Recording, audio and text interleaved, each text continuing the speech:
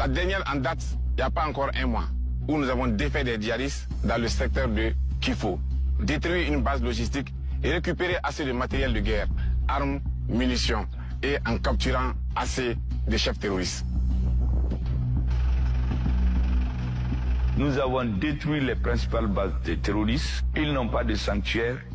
La peur a changé de camp.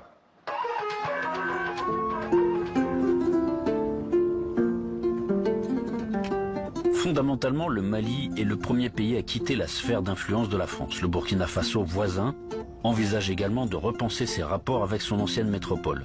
Certains disent qu'un nouveau cycle du printemps africain, qui a débuté dans les années 60, est déjà en cours.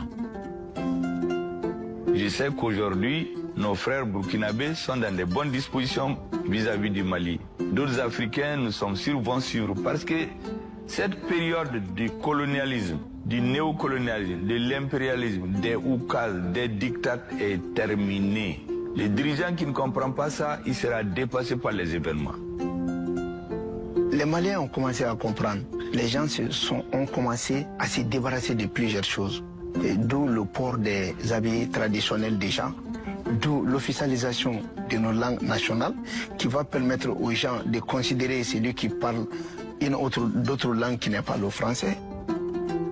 Et ce pays, non seulement ce pays, en plus de nous avoir colonisés, est resté chez nous pendant plus de 60 ans. Et pendant plus de 60 ans, ce pays nous a appris tout simplement à manger du poisson, pas à pêcher.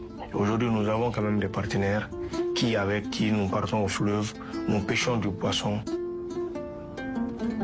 La France va toujours chercher à faire venir le Mali dans son giron, comme il dit, dans son précaré. Mais j'ose décevoir les Français. Je comprends pourquoi ils croient à ça. Parce qu'il n'y en a jamais eu de pays africain qui a osé autant que mon pays. Mais tant qu'un Malien est vivant, je vous garantis que cette tâche-là sera impossible pour la France.